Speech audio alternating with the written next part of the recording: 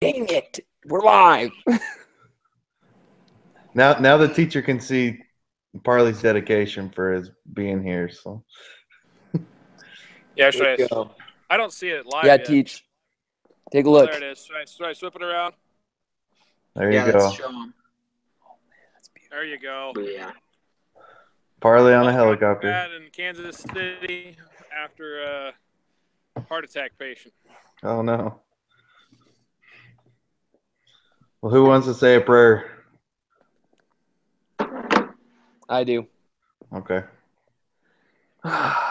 Everybody, full germs. Bow your heads.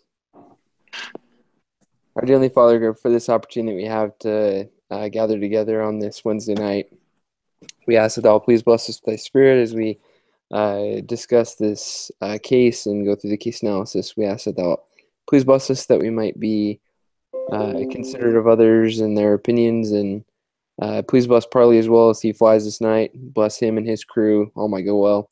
We ask these things and do so in the name of Jesus Christ. Amen. Amen. Amen. All right, Tony the Tiger. Oh, yeah. Tony the Tiger.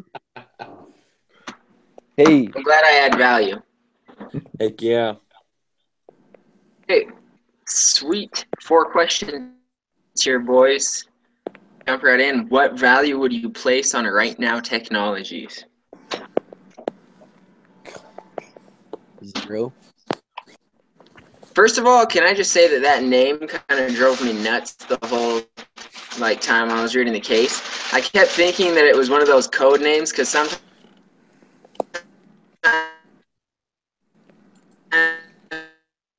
Huh? Is this the group meeting that Tony finally breaks his computer? This is the meeting that Tony just come out finally and breaks his tell you the computer. name of the I think so. This is it. Yeah. This is the end of his laptop right here. This is when Joe company. They laptop. So it's not just me. It's No, not it's just not you. just you. I think he's frozen. He's frozen. He's gone. So what was the original question? I couldn't even tell what he said. I'm gonna call Tony. Hold up. So it's the original question. Parley says, "What value would you place on RightNow Technologies?" I say 295 to 320 mil. Yeah. That's my guesstimation. How are you figuring that? How do you value a company like that? You're Parley. Well, there were two different reasons why both arrived basically at the same point or fairly close to it. He talked about the VC capitalists You get my requiring message? 2 to 3 times the I valuation saw your of the message, post but money that's on about the it. last You want to come over here? round of financing, which was Jump in 129 your car. million. Just jump in your car and get over Hey, here. hold on, times Parley. Yep, you totally can. We can hear you guys now. Send me your address. Hey, Okay. yeah. Okay. You're coming through. You're coming through now, Tony. It's all good. Hey, he's good. He's coming over to my place, so he's gonna jump out, but he's gonna come back in. Okay. All right. Sorry, Parley. I couldn't hear what everybody's talking. But Sorry. They were at 129 million though. That's what. After that last round of funding, right? That Series B. Yeah. So the post valuation was 129 million, and when he was talking to the anonymous offer person, he indicated that the VC capitalists wouldn't want to be exiting with anything less than 2 to 3 times the post valuation, which would put it 2 to 3 times that. Would put it between that 275 and like 385, I think, in 3 times. So that's kind of one range. And then I looked at the valuation, market value to revenue, on I think it's Exhibit 3 or 4. This is all from memory here at this point, but they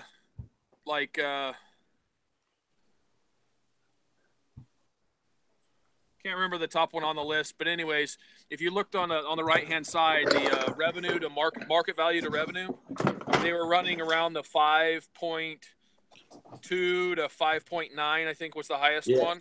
5 point, yeah, in 2003. So if you take 50 million that they have in estimated sales for that year, times the 5.4, 5.5, it gets you basically right in that ballpark, 295. Yeah, same numbers. So that's how I valued them. So, but how? My question was when I was reading that, because the offer from the anonymous source or from the anonymous person was an all stock option. To me, those stocks don't carry the same weight as a cash offer, right? Well, I mean, they bring up that as a you know as an issue, but I mean at the same time, like if Google came to you and said, "Hey, look, I want to buy your business for $300 million, and for that we're going to give you Google stock," I mean, that's not a bad proposition. You know what I mean? Yeah. And I guess it'd probably allow you to determine your own exit strategy itself. Yeah, I at mean, that point you could hold the shares, or you could pull them. Right. You know, the downside risk that they had at that point was the fact that, you know, if the market was kind of somewhat in a downturn, so if they took the shares, there's a possibility that the shares would start to deteriorate, and you know their 300 million might become something less or whatever it ends up being. well, that'd be good though if it was in a down market, because if you could ride the wave back up, I mean, Right.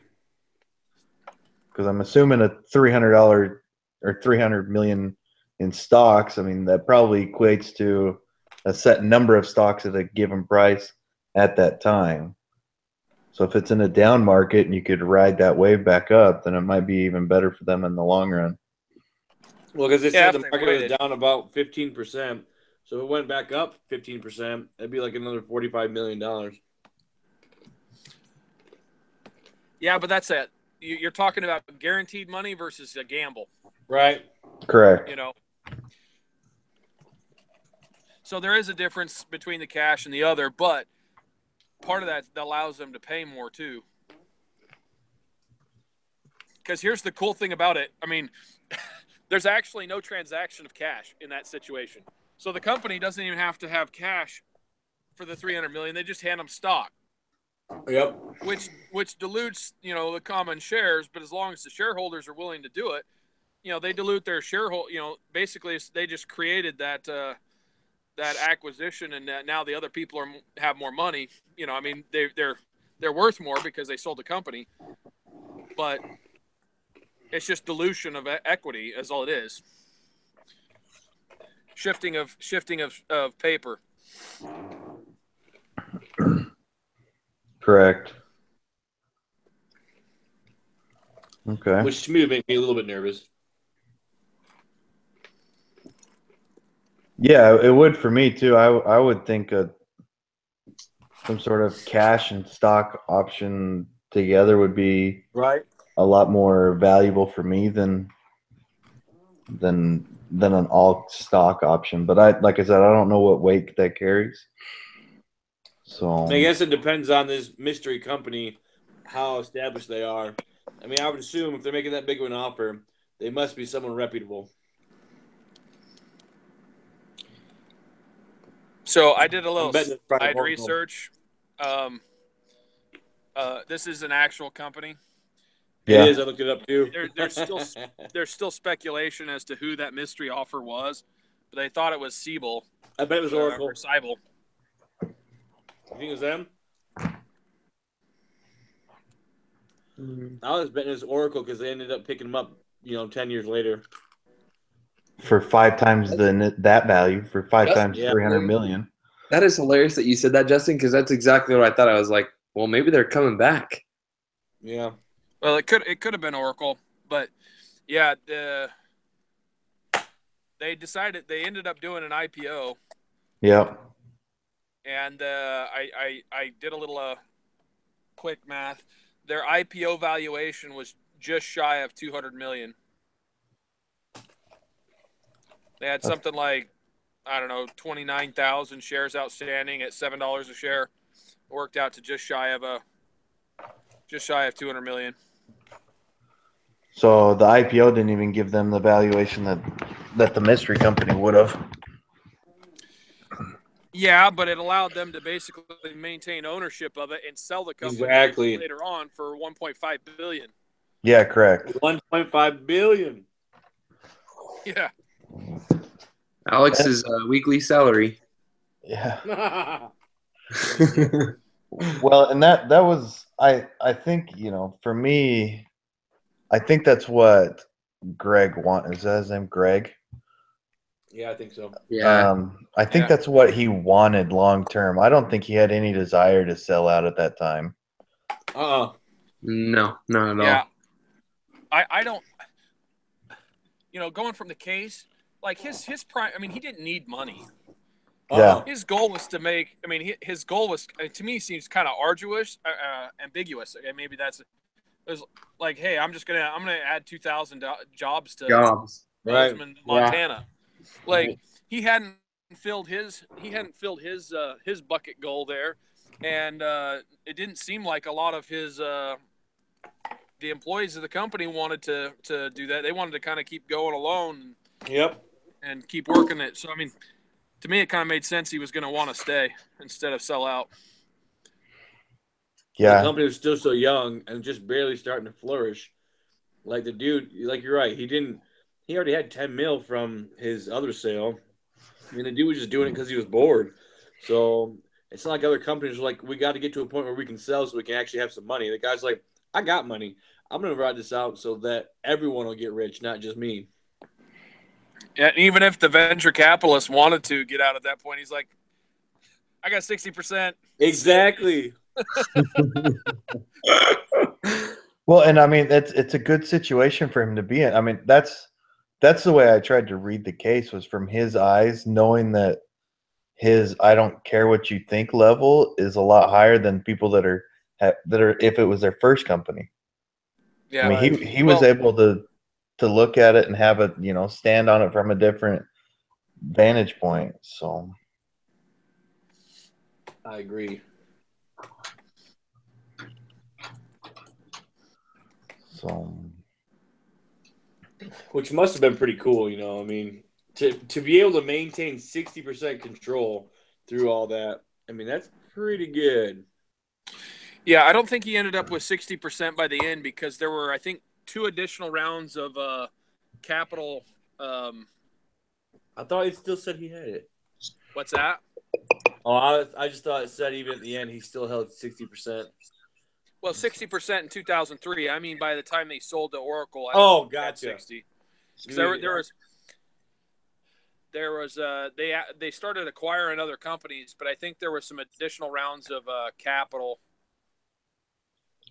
Well, there was $44 million raised in the IPO. Yeah, that was in 2004, right? Yeah. So, all right. So that was a value range. Yeah. The second question says, please provide a range of values rather than a single number. How did you come to this conclusion? Which we already did both. Yeah, you did both ways there.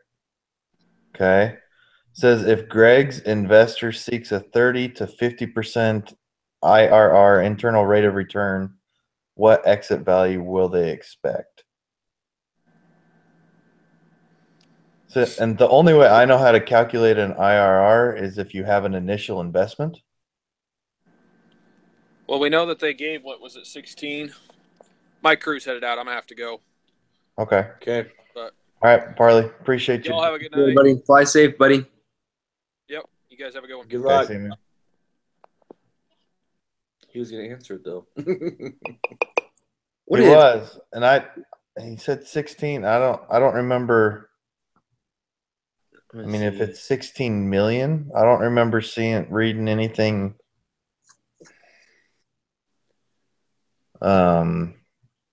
I don't know who they're calling Greg's investors. If that was his, that Greylock or whatever. Right. I believe that would be who it is. Let me see the names. Let's see if I can pull it back up. Yeah, that's what I'm looking for, because I don't. If it's after that first round of funding.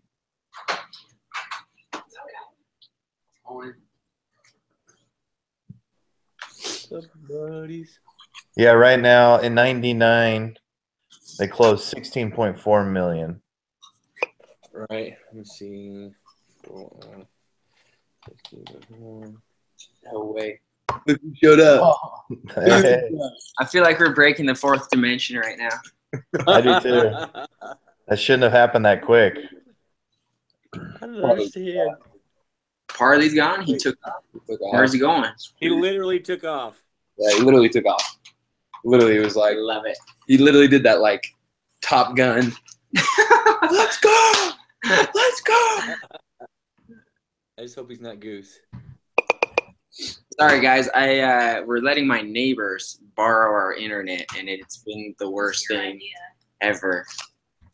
Sometimes Yeah, I hate it. Connor, sometimes, or no, I was telling Alex, you find a limit of like how nice you're willing to be. Fine. Okay.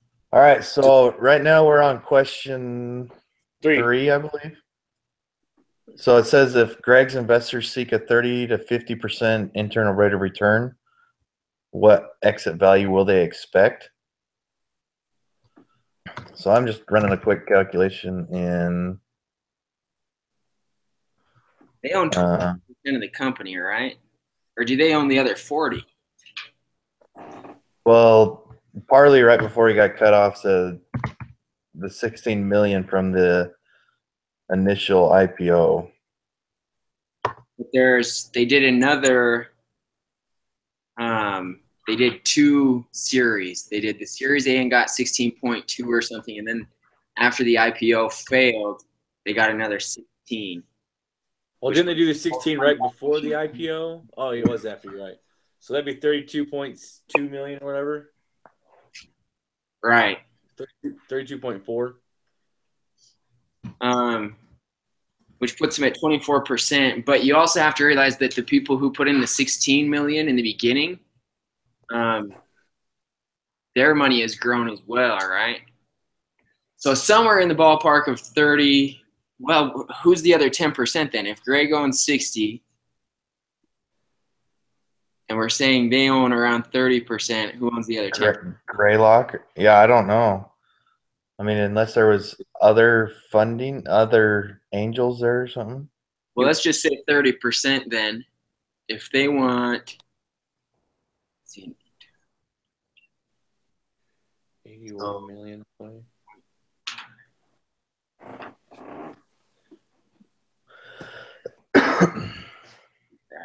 I'm not gonna lie, the IRR thing's a little bit confusing.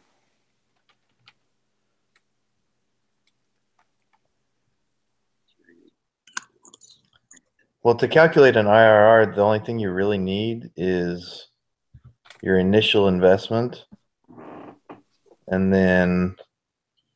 So is 50%? Are they saying that they want their money back plus 50%? So they want each of those investors wants 24 million back. I believe so. So then,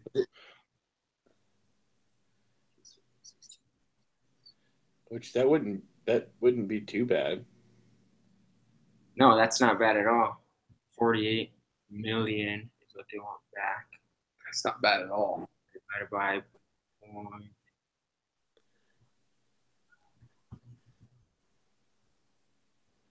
$160 million. So I think they need to sell for 160 million for them to get that internal rate of return. Because 160 million divided by, shoot, what was my number? 48. Oh, 48. Or 48, sorry. Isn't that what it was? Equals 0.3. That's right.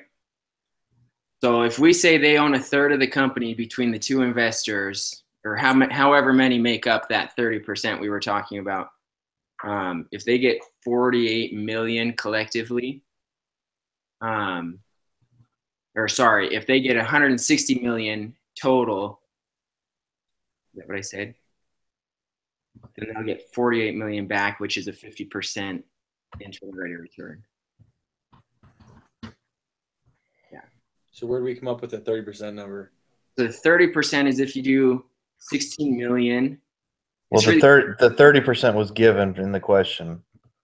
Well, no, Right. not that 30%. The 30% ownership of the company. So if we say, because wouldn't they have the 40%? Because first, he kept 60. well, that's what I wonder. Because if you take 16 million plus the other 16 million, we know that Series A they got 16.2 million or something, and then Series B they got 16 million, which brings it to 32 million. And then the company, the post-money valuation after Series B was 129 million. Right. 32. Whoops. And wasn't it only 100 million with the other guys? Yeah. Yes. So, and that's what I would have to do more calculations on. Because if you just add up the 16 millions, you get 32 million. The post-money evaluation was 124. Is that what we were saying? 29. Then you get 24% of the company is owned by those guys. But you also have to realize that the Series A investors, their money has grown as well. I don't really know exactly. Right. Like that. So I'm kind of estimating 30%. That being Because said, I don't know who owns the other 10%. If Greg owns 60, they own 30. I don't know where the 10% is. If we just say they own 40% of the company, we have to do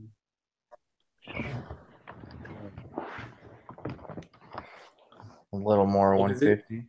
Like if the first time they put in 16 million and got $100 million valuation, wouldn't they have owned 16% of the company? yeah, in the beginning.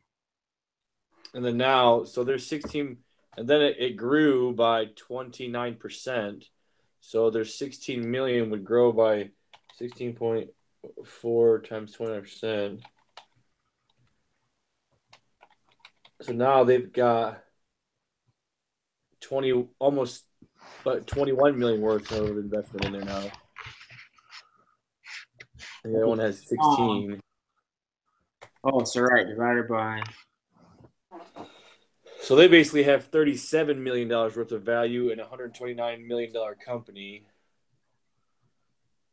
Not Which is roughly 40%. Well, actually, it's 28.9%. Huh. So yeah, about 30. But if you say, how did I do that before? Now I lost it. How did I get from A to B? Just wondering, so who owns an extra 10%? Maybe they brought, when they were bringing in new people, they gave them a percentage.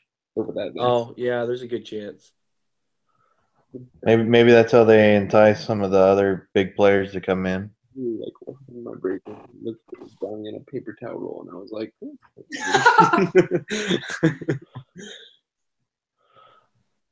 guys, I just forgot how I got to the 160 million. It's okay. You give it 5 hours, you'll get it. Oh my gosh. Ain't nobody got time for that. You haven't written enough. Okay, so somewhere in the ballpark of 160 million. If they want a 50% internal rate of return. Are we pretty agreed on that? Yeah. Well, I mean, Yeah, and everything today. I don't know exactly what's considered in the internal rate of return. That's just, they put the money into it. Well, no, that's more ROI. Well, okay. Yeah, that's because, so IRR, they've got a formula for IRR in Excel. No, it doesn't make sense. And when you put in that they put in 32 million and the initial or the end value is 129 million, it says that's an IRR of 298%. So I'm not sure what all goes into that calculation. So I think technically what you have to do is you have to set up a cash flow model. So you have to say, this is the cash flow in year 1, year 2, year 3. You plug that into the formula. Correct. And it runs it based Because on. I think, don't you want your final number to actually equal 0? Not of your IRR. That's the time value of money, though, right? Yeah. I've been looking at the IRR, and I thought they all keep saying you want 0 at the end. I don't freaking know. Well, no, it's the discount rate. It's something about like the discount rate times this gives you 0. Something like that. I don't remember what it is. Huh? It's a crazy calculation. It's the value at which I'm trying to remember.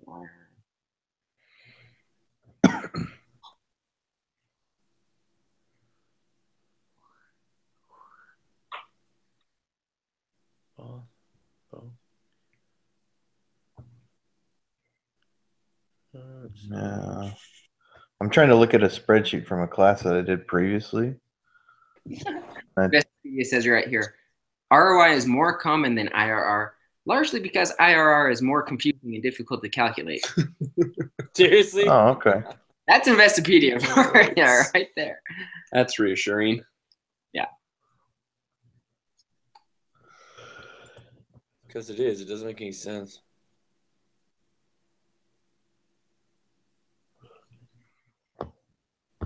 Yeah. I think, okay, so we had to do IRR for my other class, and it actually came out to be the same as ROI, simply because of how the inputs were going in. I don't remember exactly. But I think if we say if they sell for 160 million, if we assume they have a 30% ownership of the company between the Series A and Series B investors, that'll give them their 50% ROI, which may or may not be equal to the IRR. Let's go with that because I like that. Okay. All right. So last question. Last question. It's going to be a long one. No, it's not. I'm thinking 2 or 3 pages. It Hey, says, that's perfect because I got just the man in here that can beat that job. it says, provide your analysis of each of the options Greg is considering. Based on your analysis, what should Greg do? Consider Greg's goals as well as the goals of everyone else who is involved in this venture. Okay, so go through what were his options again? Go and work for a bigger company, sell. No, that is the sell. That is a sell, yeah. For the bigger company. Don't Sell to an IPO. Sell to a bigger company, IPO, or continue to grow. What I meant by the sell was sell. Oh, you were still on number I was one. still on You're number taking a one. long time. I mean, that's a long sell, but it's all good. All right, there's our intro paragraph. It's 10:30. I know.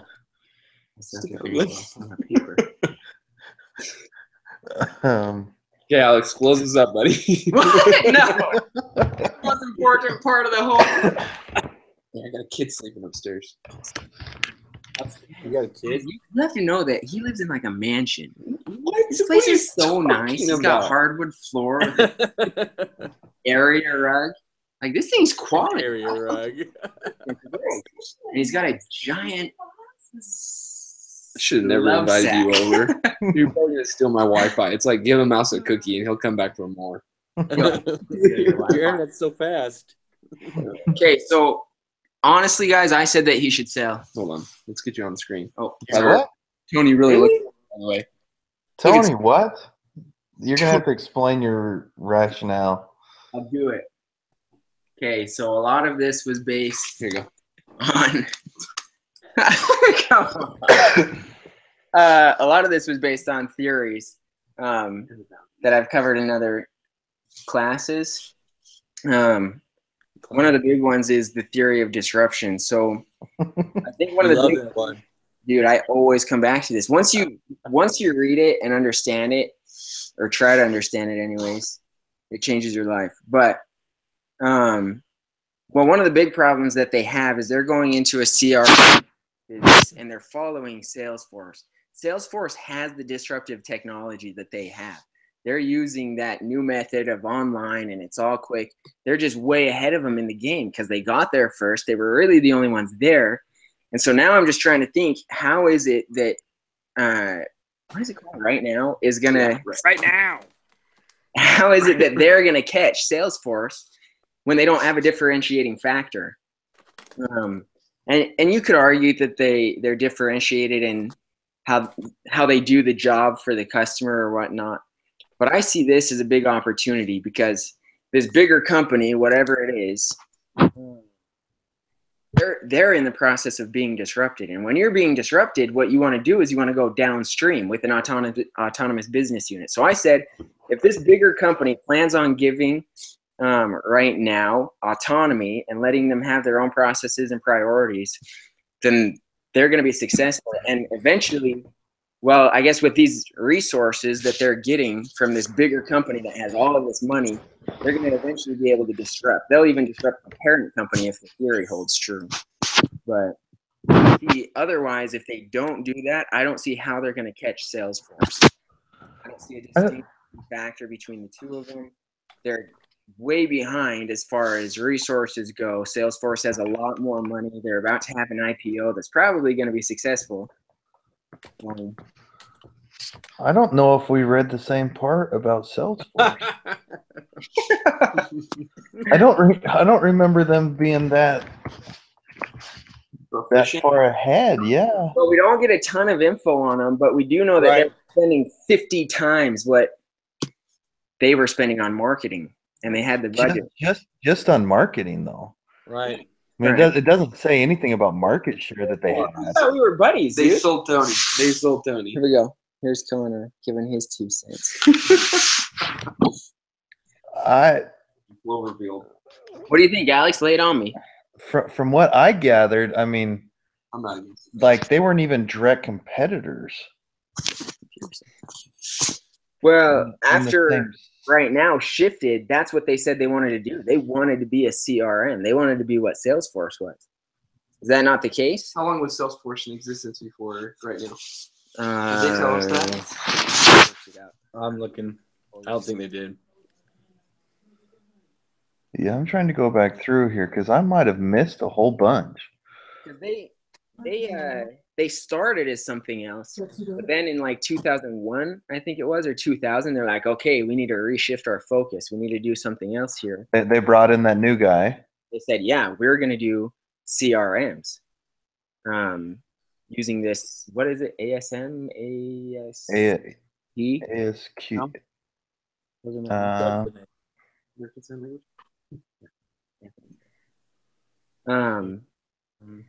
So that's what they started with, was that other system, but then they said, this is what we're going to do. And it's what Salesforce was already doing, unless I'm wrong. Justin, do you have any insight there? That's what I'm looking. I'm just trying to see what it says.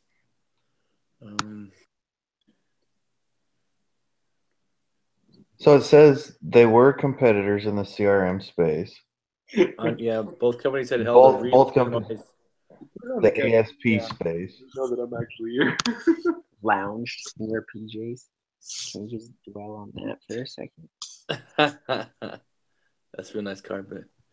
This one's probably his PJs too. That's the So it says Salesforce was the company's most comparable to RightNow in the on-demand space. RightNow moved into CRMs from a strength in customer service, and Salesforce moved there from automation. Salesforce had spent 50 times what RightNow had spent on marketing since inception. It had greater brand visibility right now. Yeah, so really all they had is just people knew their name better. Yeah, I mean, it doesn't say that they had market share or anything. And I don't know. Here's the thing. In my opinion, they're both disruptive technologies, because what's happening is they're on the low end of the market. They're attracting customers that are lower tier customers. They're not paying quite as much. I mean, these other companies are closing $3 million deals, and it's all at once. These guys are operating under smaller margins, both Salesforce and RightNow. And in that way, they're kind of staying out of the eyes of the bigger competitors, which is allowing them to grow, develop. I just think Salesforce got there first, and they're ahead. And RightNow, operating under 35,000 or 35 million in revenue, I don't see how they catch Salesforce. Well, it doesn't tell us how big Salesforce is. And I guess a lot is dependent on that. Well, are they even really offering the same product? I mean, it's just basically saying they're both on-demand companies. Well, they're on-demand CRMs. Yeah. Okay, but the other thing that got me too is that they said it would take years or even decades for some bigger players to come into this market. I mean, say there's just you and RightNow in Salesforce. I mean, it seems like there's a pretty large market that they've got a grasp on.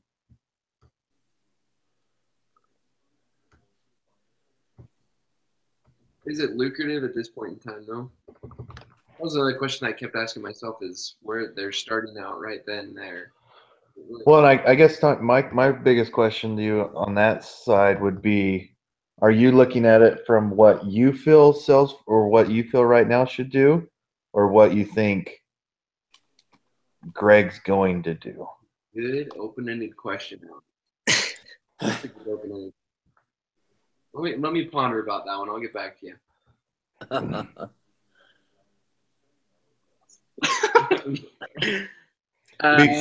Because Tony, I can see that if you're saying, you know, what I feel the company should do.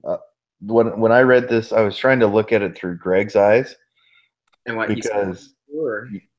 yeah, because I don't think Greg is worried about money right now. Right. Right now. Well, Right. Yeah. That's a good point. Right now, though. I don't think at any point he's going to be worried about money. I think he's going to be worried about, you know, his employees, the company that he's able to build, the legacy he's able to leave, and so on and so forth. I don't. Well, then I'd be worried if I were him that trailing behind Salesforce, if that's the case, and I guess a lot hinges on that is how well Salesforce is really doing. My understanding, though, because the case does say that their Salesforce is the only close competitor doing that on-demand CRM. Well, if that's the case, then who else was there before RightNow got there? Just Salesforce. When you're alone in the market, that's a good place to be. So I'm assuming, and you know, Well, I don't think it's. I think they're both revolutionizing this market. Right. I mean, the cloud was just coming on in 2003, 2004.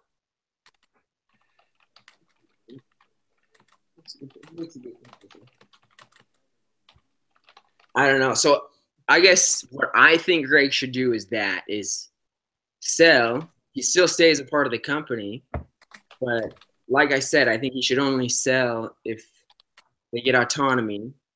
They get to have their own processes and priorities, because otherwise, if they try to integrate it fully into the larger company, it won't work because the margins are smaller. They're not going to make that product a priority, and it's going to fizzle out and die. But it also goes back to those jobs. What Alex was mentioning earlier, as far as not really going for the money, he was going for the 2,000 jobs. Right. Area. And if he sells the bigger company, are they going to stay there? Or they probably wouldn't. They'd move him, so his vision would be lost. Exactly. He's not worried about the money. And Alex, and listen, I have to agree with Alex on this one. I always go against the grain, but I have to go with the grain on this one. There you go, Connor. Welcome to the dark side. Against the bricks. But anyways, I think, what time is it? But anyways, I think he's going for the 2,000 jobs. That's not good. Thumbs off, boys.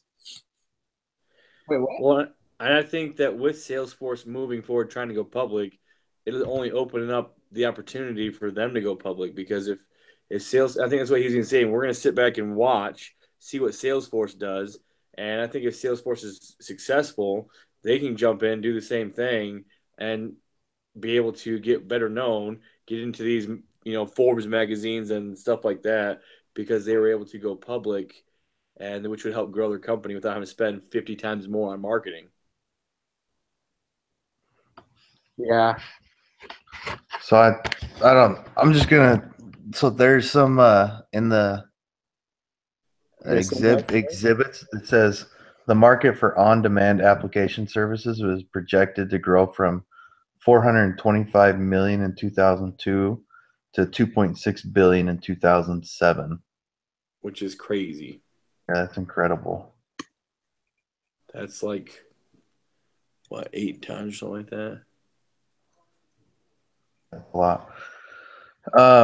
Tony, do you know what happened? Did you read about right now? So they sold, but they sold much later, and they sold. Yeah. Correct. 2011 or so.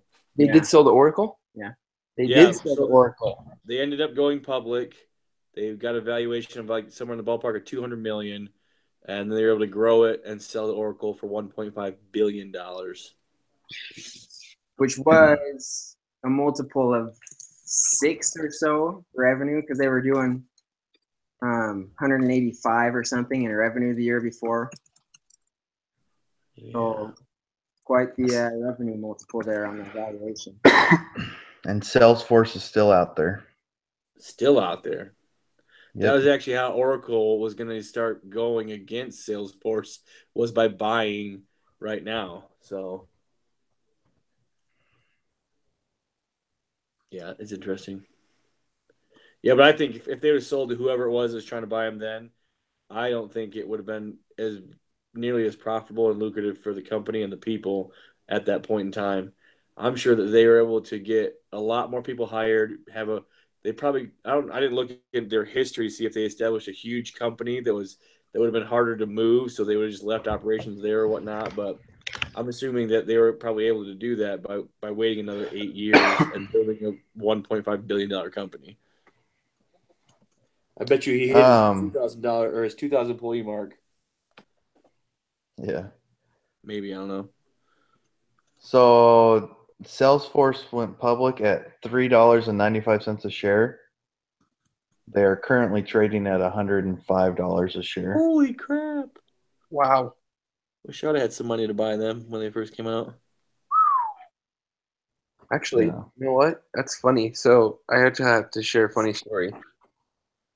So I totally remember this RightNow company because one of our good family friends used to work for him. Who did? For Salesforce? Or for RightNow. Oh, really? Yeah. So I was like, no way. It's crazy. So I was trying to look him up to reach out and ask him because I know he doesn't work for him anymore, but he used to work for him. So that was pretty interesting. Interesting to see what it looked like back then and now. Well, let's take a look here. Okay. I know Well, that has no stipulation case whatsoever, but I just thought I'd throw that in there. You know, Alex, I'm just giving you little nuggets here and there. I appreciate it. I got you. All right. Well, I think that answers all the questions. Who wants to wrap it up for us? Well, are we all on the same page yet?